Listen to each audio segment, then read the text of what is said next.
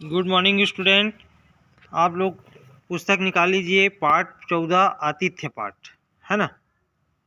इसको लिखा है भदंत आनंद कौशलयान जी ने, है ना। आतिथ्य मतलब अतिथि के समान, उसके बारे में इस पाठ में पढ़ेंगे। पाठ देखते हैं। जैसे जीवन पथ पर वैसे ही साधारण सड़क पर आदमी के लिए अकेला चलना कठिन है ना।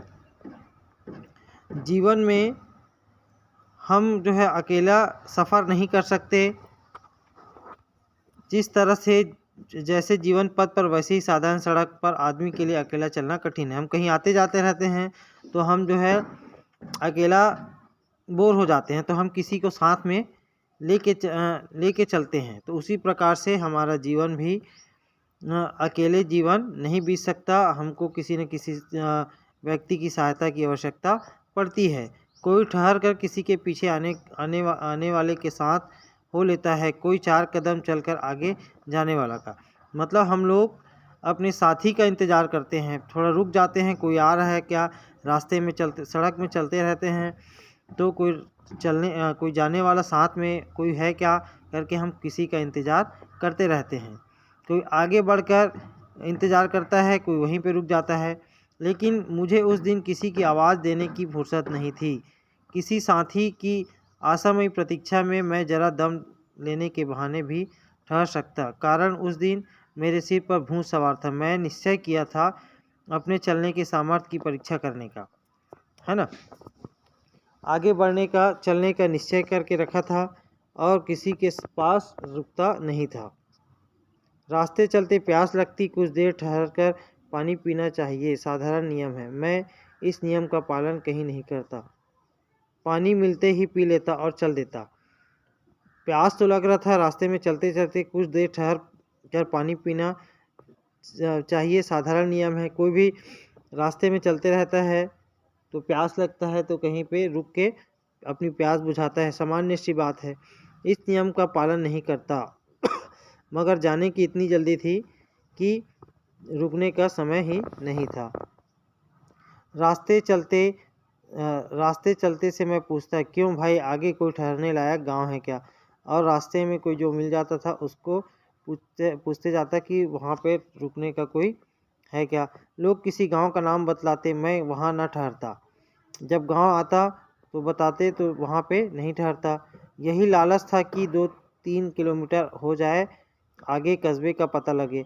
और जब गांव आता था तो ये लगता था कि हो सकता है मेरा मंजिल ज़्यादा दूर नहीं होगा, नहीं यहाँ पे इस गांव में ना रुक के और आगे बढ़ते चले जाएं करके और आगे चला जाता है। सोचा आज वहाँ तक तो ज़रूर पहुँचेंगे।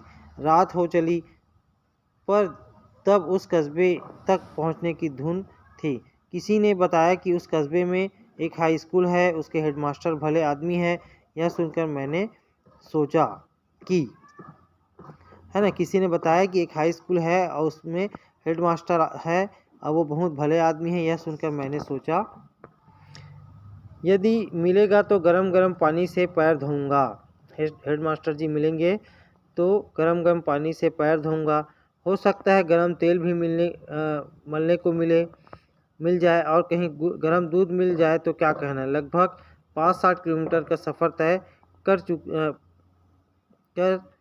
चुकने पर, थक कर चूर हो जाने पर, एक बार बैठकर फिर जल्दी से उठने की आशा मन में ना रहने पर, मतलब वो मन ही मन सोचता था कि वहाँ पे गर्म पानी मिलेगा तो हाथ पैर धो लेता कुनकुने पानी से। गरम तेल मलने को मिल जाता तो बहुत अच्छा होता, गरम दूध मिल जाता तो बहुत वाह क्या बात है करके सोचता। और 5-6 किलोमीटर सफ़र तय करने के बाद वो जो है थक कर चूर हो गया था। एक बार बैठकर फिर जल्दी से उठने की आशा मन में न रहने पर ऐसी इच्छा क्या अंधकार चेष्टा समझी जाएगी।